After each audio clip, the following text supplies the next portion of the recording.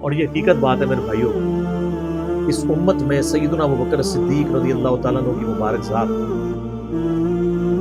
نبی صلی اللہ علیہ وآلہ وسلم کے ساتھ اور اللہ کے ساتھ کمٹمنٹ کی ایک اعلیٰ ترین مثال ہے۔ صحیح بخاری میں حدیث ہے، نبی صلی اللہ علیہ وآلہ وسلم نے فرمایا، مجھ پہ مال اور وقت کے اعتبار سے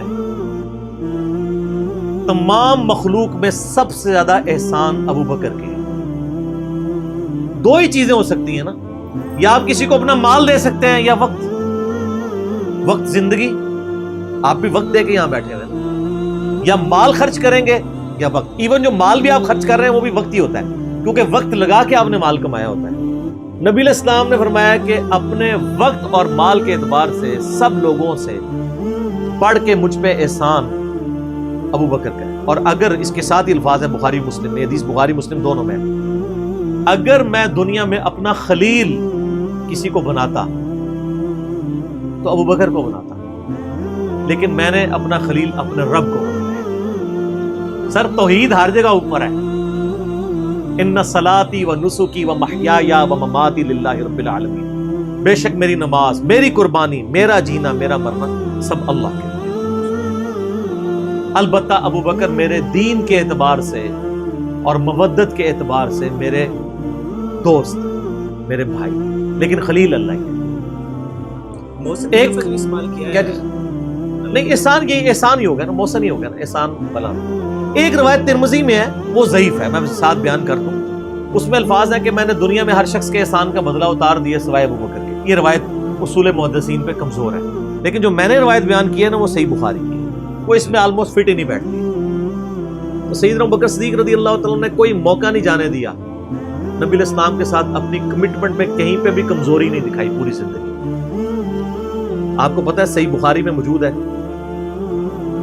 عروہ ابن زبیر حضرت ابوبکر کا نواسہ کہتا ہے کہ میں نے عبداللہ بن عمر بن عاص سے پوچھا کہ نبی علیہ السلام پہ جو کافروں نے مصیبتیں ڈھائی تھیں ان میں سے کوئی مشکل وقت ہمیں بتائیں۔ احد کا وقت تو سب کو پتہ ہے، تو انہوں نے کہا مجھے وہ وقت یاد ہے کہ مکے کا دور تھا، تو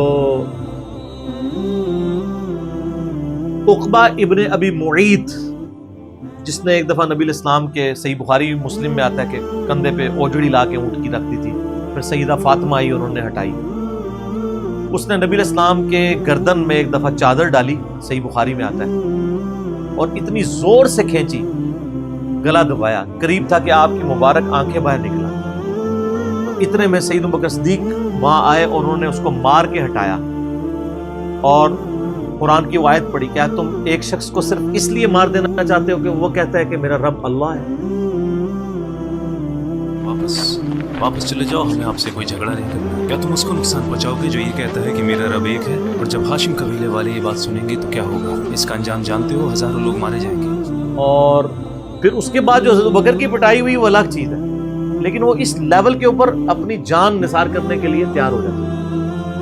غزوہ احد کے موقع پر صحیح بخاری میں آتا ہے کہ 12 بندے صرف نبی صلی اللہ علیہ وسلم کے ساتھ رہ گئے تھے 700 میں سے، اور ان 12 میں حضرت ابوبکر بھی شامل تھے، حضرت علی بھی تھے، حضرت عمر بھی تھے۔ اس وقت بھی کمٹمنٹ آپ دیکھ لیں، پیچھے نہیں بالکل ہٹے۔ ہر موقع پہ جہاں پہ قربانی کا موقع آیا پوری کمٹمنٹ کے ساتھ نبی صلی اللہ علیہ وآلہ وسلم کا ساتھ۔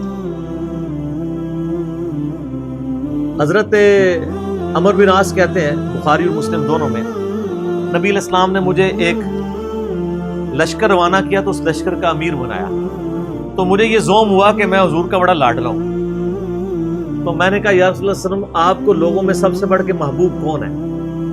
تو فرمایا عائشہ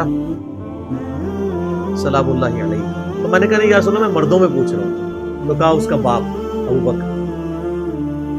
پوچھا اس کے بعد، کہا عمر، اور پھر کہتے ہیں میں حضور سے پوچھتا گیا، آپ نام لیتے کہ میرا نام کوئی نہیں لیا، پھر میں خاموش ہو گیا کہیں میں ان بندوں میں شامل ہی نہ ہوں۔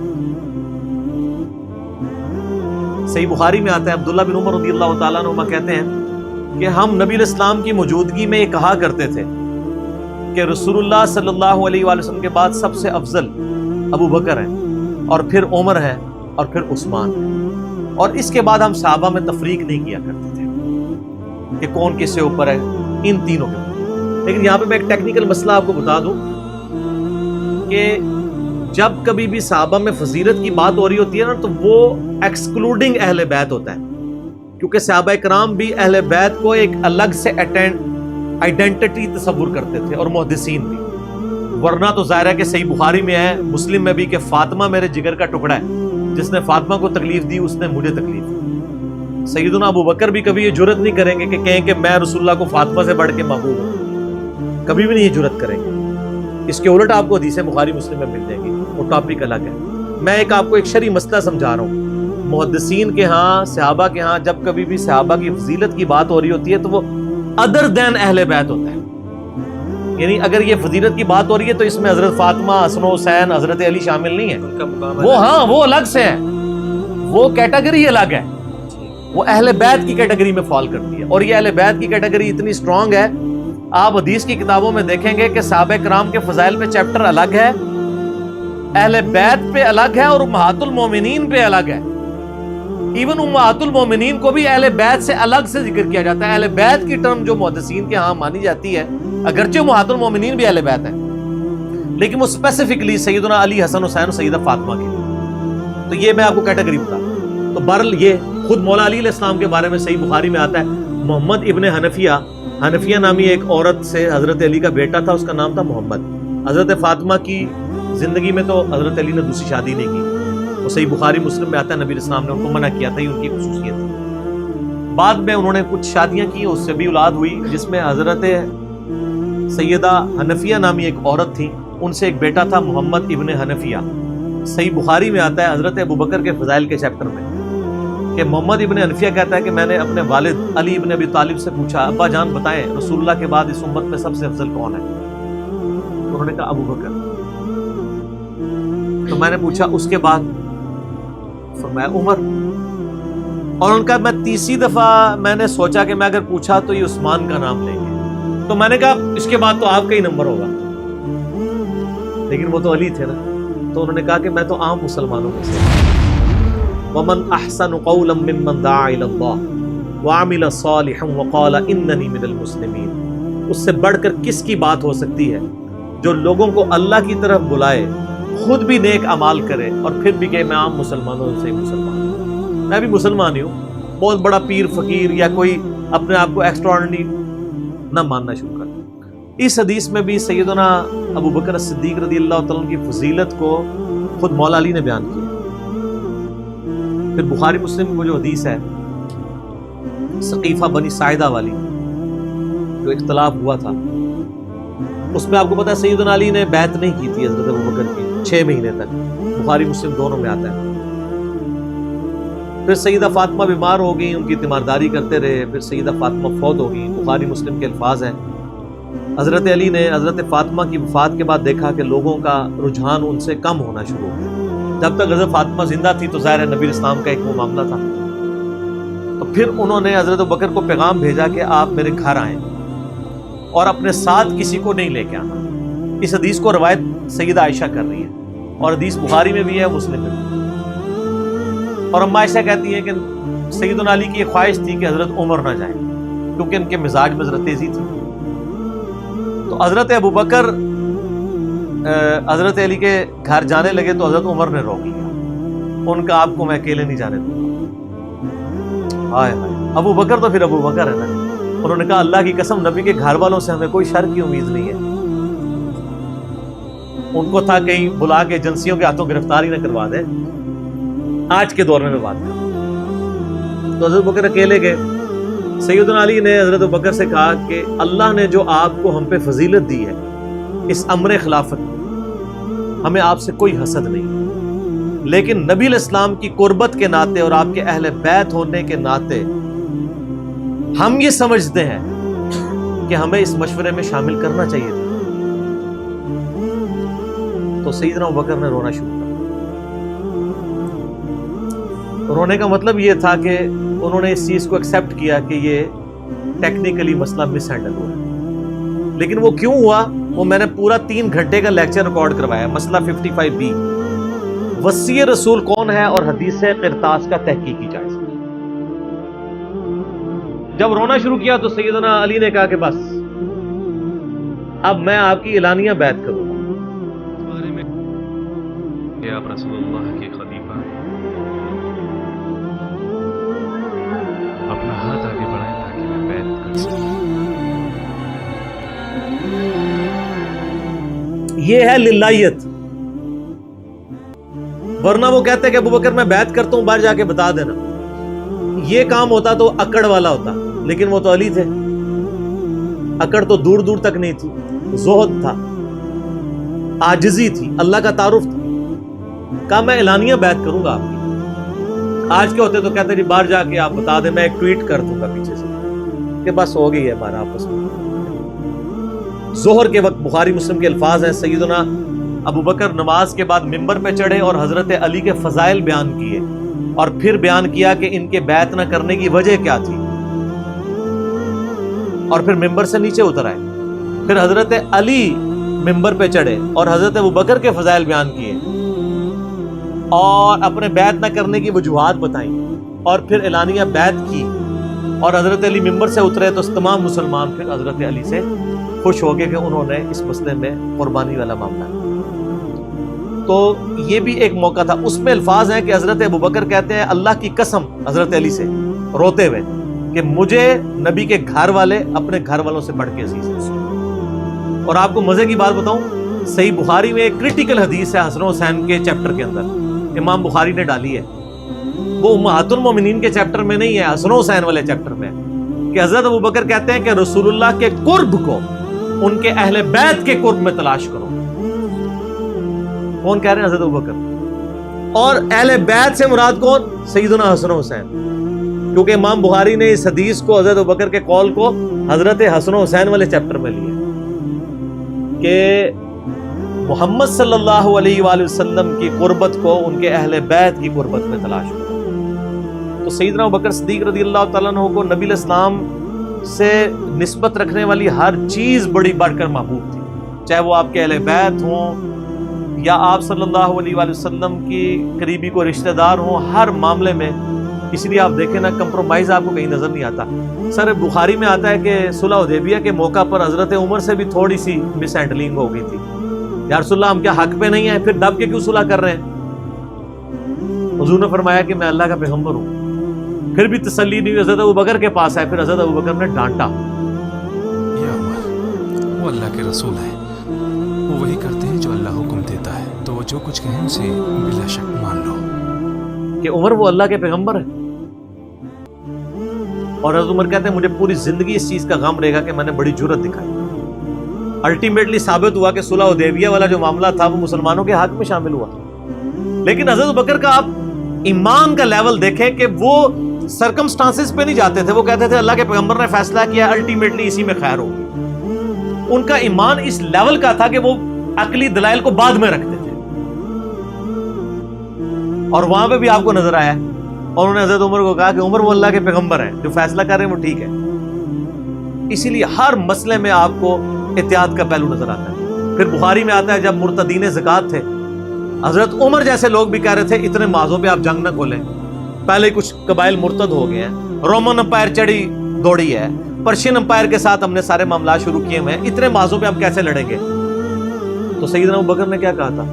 اللہ کی قسم کو رسول اللہ کے زمانے میں جانور دیتا تھا اور اس کے ساتھ ایک رسی بھی دیتا تھا، اور اب نہیں دے گا نا، میں اس کے خلاف بھی قتال کروں گا، اکیلا مجھے کرنا پڑے. جس طرح نماز اللہ کا حق ہے، اسی طریقے سے زکوٰۃ بھی اللہ کا حق ہے. جو نماز اور زکوٰۃ میں فرق کرے گا میں اس کے خلاف قتال کروں گا. وہ ریٹ آف دی گورنمنٹ کو چیلنج کر رہا ہے. زکوٰۃ مال میں سے حق ہے، اور واللہ جس نے بھی نماز اور زکوٰۃ میں فرق کیا تو میں اس سے قتال کروں گا. اور جو حصہ وہ رسول اللہ کو دیا کرتے تھے اگر اس میں کمی آئی میں پھر بھی ان سے قتال کروں گا. اور اگر انہوں نے معاشرے سے غداری کر. حضرت عمر کے الفاظ ہیں بخاری میں کہ اللہ تعالیٰ نے ابوبکر کا سینہ کھول دیا تھا اس مسئلے میں، اور ابوبکر کی باتیں سن کے ہمارا سینہ بھی کھل گیا. حالانکہ پورے صحابہ ایک طرف کھڑے تھے، ابوبکر ایک طرف کھڑے ہوئے تھے.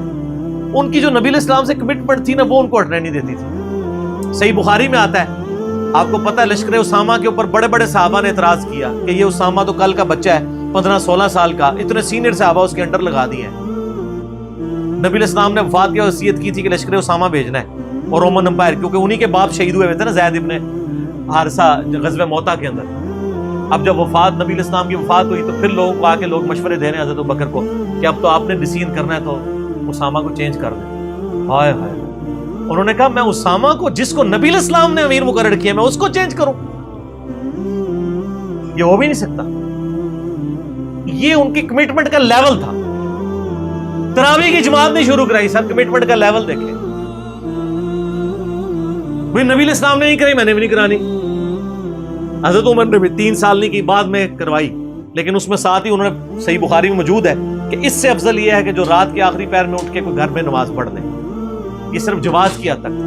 لیکن حضرت ابوبکر کی اطاعت کا لیول آپ دیکھیں, انہوں نے تراویح کی جماعت بھی نہیں شروع کروائی کہ نبی علیہ السلام نے نہیں کروائی, میں کیوں کرواؤں. بخاری میں الفاظ ہیں, اما عائشہ کہتی ہیں نبی علیہ السلام نے جب وہ ڈانٹ دیا تھا نا اور کہا تھا گھروں میں نماز پڑھو, تو معاملہ اسی طرح ہی رہا. پھر حضرت ابوبکر نے بھی پوری زندگی کسی کو تراویح پہ نہیں ابھارا, سب لوگ اپنی اپنی پڑھتے تھے. حضرت عمر کے بھی 3 سال گزرے.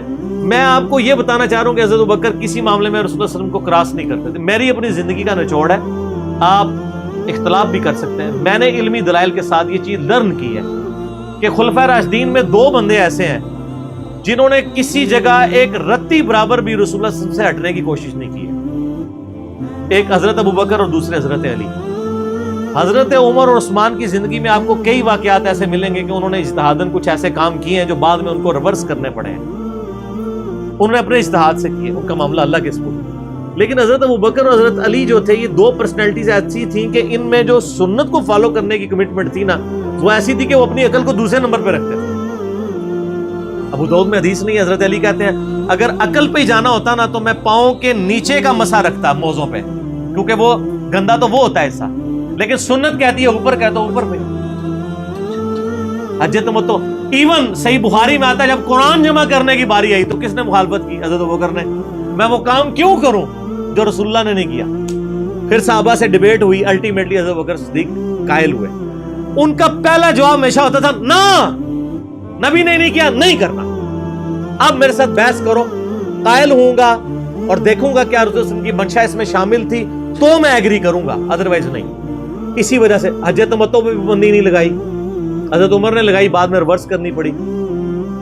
حضرت عثمان نے بھی لگائی, پھر ریورس کرنی پڑی, صحیح بخاری میں آتا ہے. حضرت علی نے مخالفت کی. لیکن حضرت بکر کی زندگی میں آپ کو سنت کے ساتھ کمٹمنٹ کا یہ لیول ملے گا, کبھی ان کو کوئی ڈیسیژن ریورس نہیں کرنا پڑا. ان کی نبی علیہ السلام کے ساتھ جو عقیدت تھی نا, اور ہر معاملے میں, حتیٰ کہ صحیح بخاری اور مسلم میں آتا ہے. اور نبی علیہ السلام کا کیا ریگارڈ ہے, بخاری مسلم دونوں میں آتا ہے کہ نبی صلی اللہ علیہ وآلہ وسلم نے, یعنی بیماری کے دن تھے آپ کے, آپ نے فرمایا کہ ابو بکر کو میری جگہ نماز پڑھائے.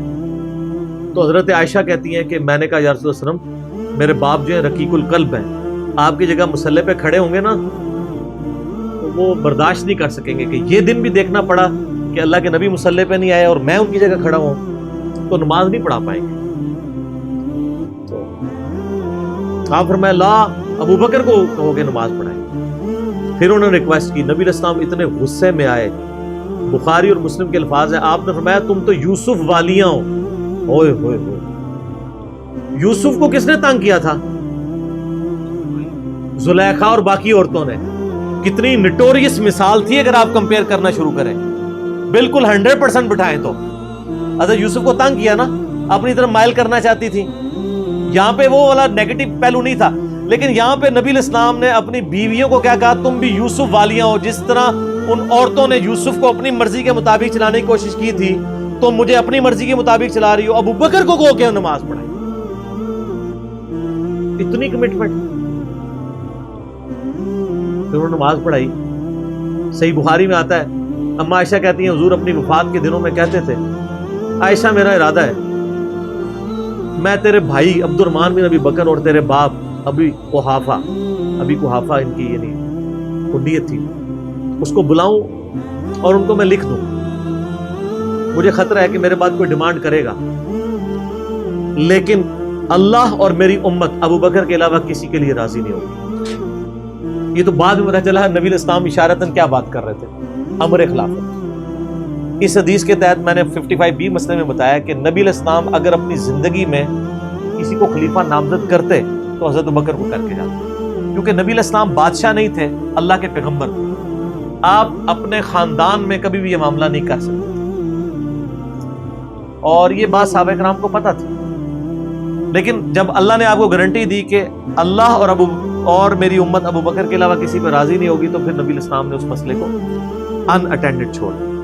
بخاری میں ہی آتا ہے، ایک عورت حضور کے پاس آئی اور کہا یا رسول اللہ آپ فوت ہو جائیں اور میں اس کے بعد آؤں اور آپ کو نہ پاؤں، تو فرمایا ابو بکر سے مل جائے میرے بعد۔ اشارے تو کافی آپ نے چھوڑے ہوئے تھے اس حوالے سے۔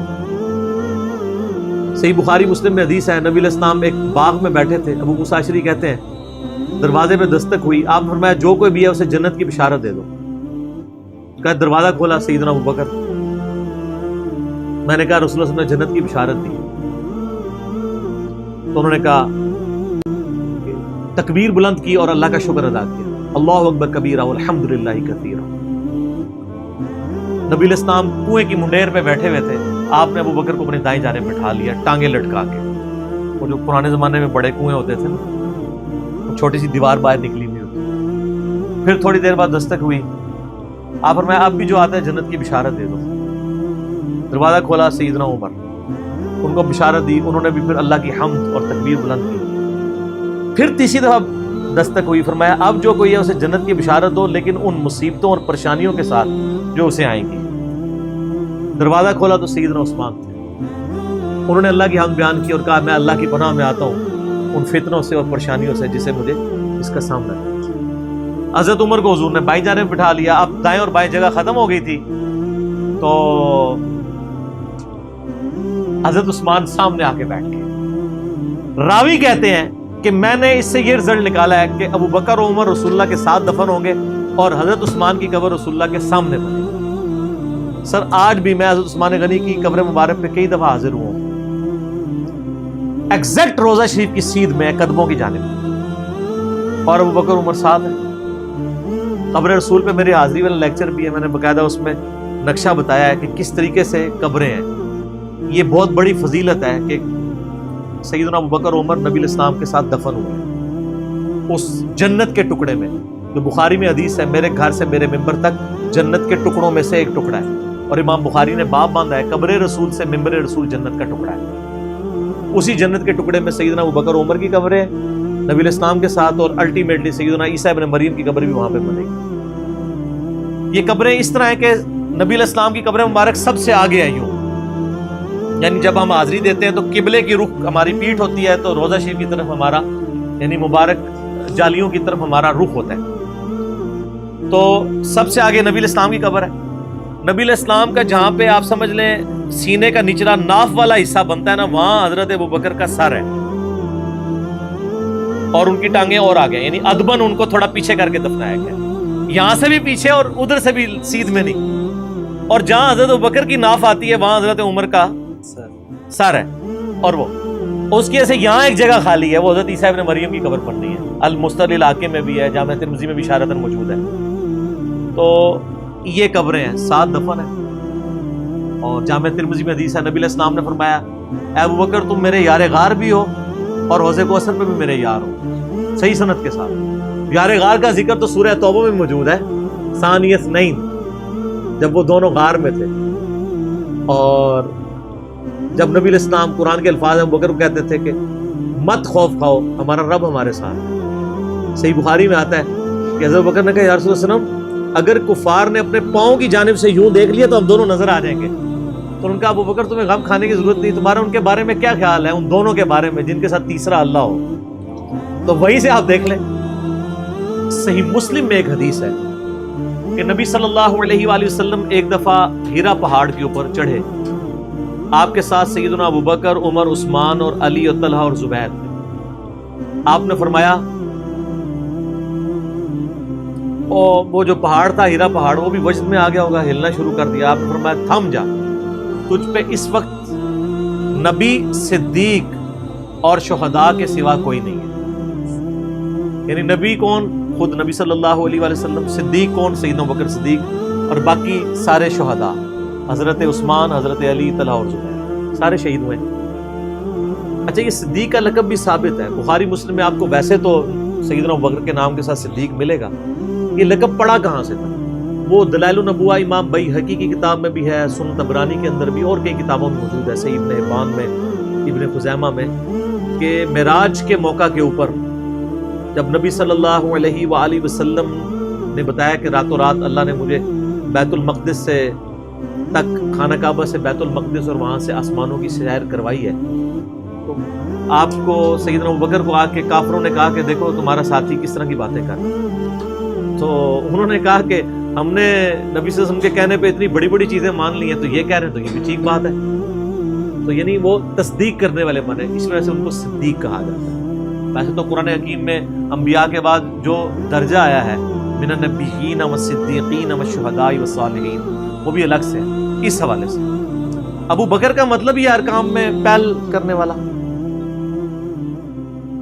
اور جامع ترمذی میں حدیث ہے نبی علیہ السلام نے فرمایا ابو بکر عتیق ہے، آگ سے آزاد کیا گیا۔ پھر جو اشرم وشرم والی 10 صحابہ کو ایک مجلس میں جنت کی بشارت ہے، اس میں پہلے نمبر پہ ابو بکر فی الجنہ، عمر فی الجنہ، عثمان فی الجنہ، علی فی الجنہ، طلحہ فی الجنہ، زبیر فی الجنہ، عبد الرحمن بن عوف فی الجنہ، ابو عبیدہ ابن جرح فی الجنہ، سعید ابن زید فی الجنہ، سعد ابن ابی وقاص فی الجنہ۔ یہ 10 کے 10 صحابہ کو ایک مجلس میں جنت کی بشارت ملی۔ سیدنا ابوبکر کی نبی علیہ السلام کے ساتھ کمٹمنٹ کا آپ لیول دیکھیں کہ مزاج آپ کو پتہ بڑا نرم تھا، لیکن جہاں نبی علیہ السلام کا معاملہ آتا تھا تو آپ سے زیادہ مضبوط شخص کوئی نہیں۔ مضبوطی کا تعلق جسم کے مضبوط ہونے سے نہیں ہوتا، ایمان کے مضبوط ہونے سے۔ منکرین زکوٰۃ کے خلاف، مسلمہ کذاب کے خلاف بڑے بڑے لوگوں کے اس وقت پاؤں جب لڑکھڑانے لگے ہیں تو سیدنا ابوبکر نے فرنٹ سے لیڈ کیا۔ عرب قبائل جو مرتد ہوئے تھے، عرب کی سرزمین میں جتنے فتنے ہیں 2 سال میں حضرت ابوبکر نے دبا دیے ہیں۔ حضرت عمر اس وقت خلیفہ بنے جب عرب کے فتنے ختم ہو چکے تھے، بلکہ اپنے دور میں ہی سیدنا ابوبکر نے رومن اور پرشین امپائر کی طرف بھی تو سر عمر سیریز دیکھ لو نا، پھر سب کو پتہ چل جائے گا، بھیج دیے تھے کام، سٹیبل کیا عرب کی سرزمین۔ جنگ یمامہ ہوئی مسلمہ کذاب کے خلاف سیدنا ابوبکر کے دور میں، ان کے پاؤں کہیں لڑکھڑائے نہیں۔ صدیق رضی اللہ تعالیٰ عنہ کی کمٹمنٹ نبی علیہ السلام کے ساتھ، اور پھر آپ دیکھیں کہ صحابہ میں سب سے زیادہ مضبوط اعصاب کا مالک حضرت ابوبکر تھے۔ صحیح بخاری میں آتا ہے جب نبی علیہ السلام کی وفات ہوئی تو حضرت عمر نے تلوار نکال لی کہ میں اس کی گردن کاٹ دوں گا جو کہے گا کہ نبی علیہ السلام فوت ہو گئے۔ اللہ تمہاری زبانیں کاٹ دے گا جس نے بھی یہ کہا کہ رسول اللہ صلی اللہ علیہ وسلم نہیں رہے۔ نہ، ان کا یہ عقیدہ تھا کہ جس طرح موسیٰ علیہ السلام 40 دن کے لیے کوہ طور پہ گئے، نبی علیہ السلام بھی ڈورمنٹ پوزیشن میں چلے گئے، واپس آ جائیں گے، کیونکہ انہوں نے نبی علیہ السلام سے سنا تھا کہ رومن اور پرشین امپائر گرے گی، تو وہ یہ فورس ہی کرتے تھے ابھی تو کیسرو کسرا کی جنگیں ہم نے لڑی نہیں ہیں، تو حضور اس سے پہلے کیسے دنیا سے جا سکتے ہیں؟ لیکن اللہ نے تو آپ کو پروفٹ بنوانا تھا نا، کہ آپ کے جانے کے بعد فتوحات کروانی تھی، تاکہ پتہ چلے کہ پیچھے اللہ کھڑا ہے۔ اپنی زندگی میں تو بڑے بڑے بادشاہوں نے فتوحات کی ہیں، نبی علیہ السلام کی تو دعوت کا کلائمیکس حضرت ابوبکر اور پھر حضرت عمر عثمان علی کے دور میں جا کے ہوا ہے، جبکہ عرب قبائل بھی مرتد ہو گئے ہیں، تب بھی اللہ کے پیچھے سپورٹ تھی۔ والذی ارسل رسولہ بالہدی ودین الحق لیظہرہ علی الدین کلہ ولو کرہ المشرکون، اللہ نے اس کو دین کو غالب کرنا تھا۔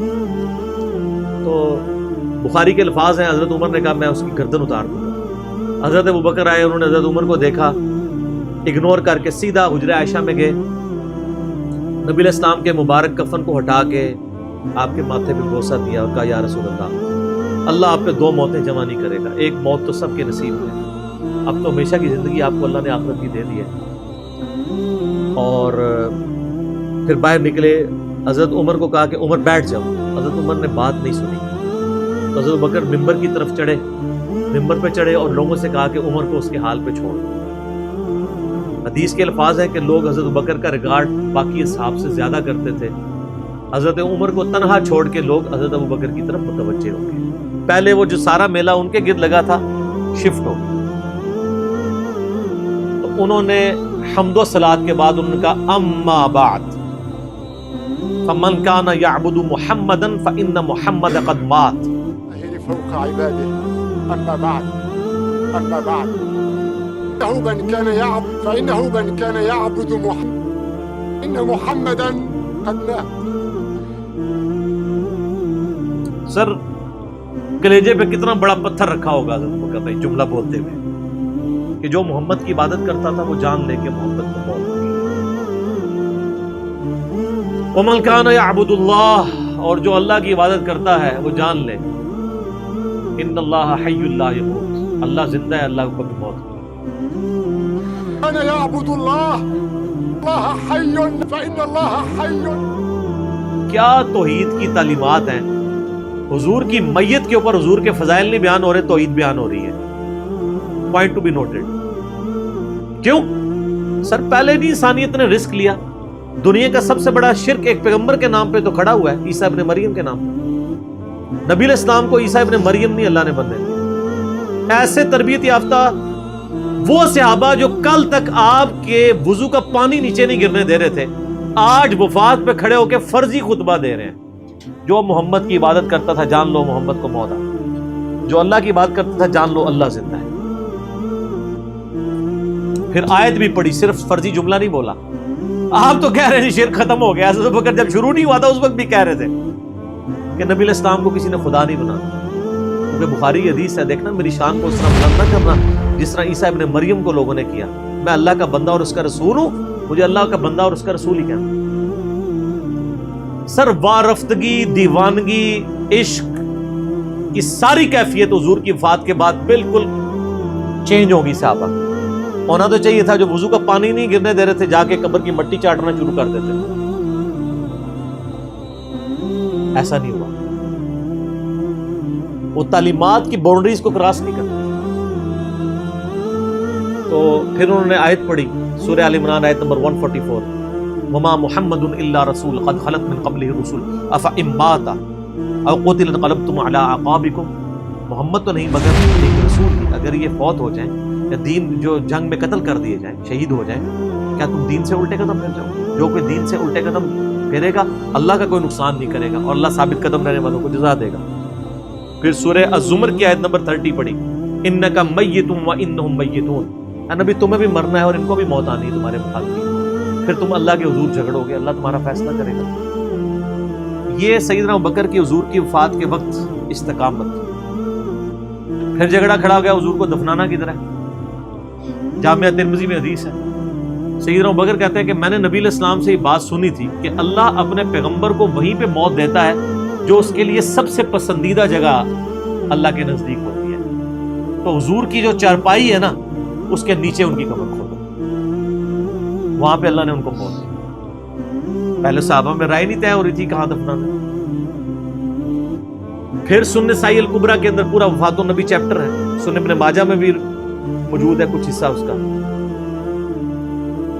پھر لوگوں نے پوچھا کہ نبی علیہ السلام کا جنازہ ہوگا؟ انہوں نے کہا ہاں ہوگا. اسی طریقے سے تکبیر کہو اور سورہ فاتحہ اور اس کے بعد درود شریف اور اس طریقے سے 4 تکبیرات پڑھو.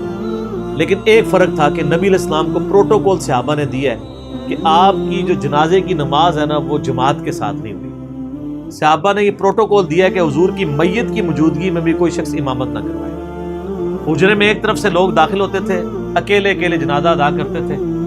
وہ ڈیٹیل میں آتا ہے 2-3 دن تک جنازہ ہوتا رہا. پہلے یعنی مرد داخل ہوئے، اس کے بعد بچے، غلام، پھر عورتیں، اس طریقے سے سب نے جنازہ پڑھا. ظاہر ہے 1 لاکھ سے زیادہ لوگ تھے جنازہ پڑھا. اس موقع پہ بھی سیدنا ابوبکر کی آپ استقامت دیکھیں. ورنہ حضرت عمر کتنے اسٹرانگ اصحاب کے مالک تھے، ان کی حالت آپ دیکھ لیں. جب ضرورت پڑی ان کے مضبوط اصحاب کی تو کولیپس کر گئے. ابوبکر ہی کھڑے ہوئے تو حضور کو پتا تھا نا میں نے مصلی پہ کسے کھڑا کرنا ہے. اور بخاری میں الفاظ ہیں جب مصلی پہ کھڑا کیا فرمایا ابوبکر کے علاوہ سارے دروازے بند کر دو، صرف ابوبکر کے گھر کا دروازہ جو مسجد کی طرف کھلتا ہے، جو مسجد کا دروازہ ابوبکر کے گھر کی طرف ہے وہ کھلا رکھو، باقی سارے بند رکھو. تو نبی علیہ السلام کو یہ پتا تھا کہ کس لیول کا کس بندے کا یعنی ایمان ہے، اس کے اعصاب ہیں. اور بخاری کے الفاظ ہیں جب حضرت ابوبکر نے خطبہ دیا، حضرت عمر کہتے ہیں میرے پاؤں میرا بوجھ نہیں اٹھا سکے اور مجھے یقین آ گیا کہ حضور فوت ہو گئے. یہاں قرآن و حدیث سن کے کسی کے کان پہ جوں تک نہیں رنگتی، وہاں پہ حضرت ابوبکر کا خطبہ اور آیات سن کے حضرت عمر کہہ رہے ہیں کہ میرے پاؤں میرا بوجھ نہیں اٹھا سکے کہ یہ تو واقعی تو قرآن کی آیت، اور اس میں بخاری مسلم صحیح بخاری میں الفاظ ہیں کئی دن تک ہم جب بھی صحابہ ایک دوسرے کو ملتے تھے تو یہی آیت سنایا کرتے تھے، وما محمد الا رسول قد خلت من قبلہ الرسل افئن مات او قتل انقلبتم علی اعقابکم، کہ محمد تو نہیں مگر ایک رسول، انہیں بھی تو موت آنی ہے، تاکہ ہمیں یہ یقین آ جائے کہ حضور دنیا سے چلے۔ تو یہ صحابہ کرام علیہم رضوان کی نبی علیہ السلام کی عقیدت تھی، اور سیدنا ابوبکر آپ کو بالکل سب اول میں نظر آئیں گے، ٹاپ آف دا لسٹ، معاملات کو ہینڈل کرنے میں، چیزوں کو بالکل من و سنت کے مطابق ڈھالنے میں، اور ہر معاملے میں رجوع لانے کے اوپر، اور اہل بیت کے ساتھ کمٹمنٹ کے اوپر، ہر مسئلے میں آپ کو حضرت ابوبکر صدیق کی قربانیاں ٹاپ آف دا لسٹ نظر آئیں۔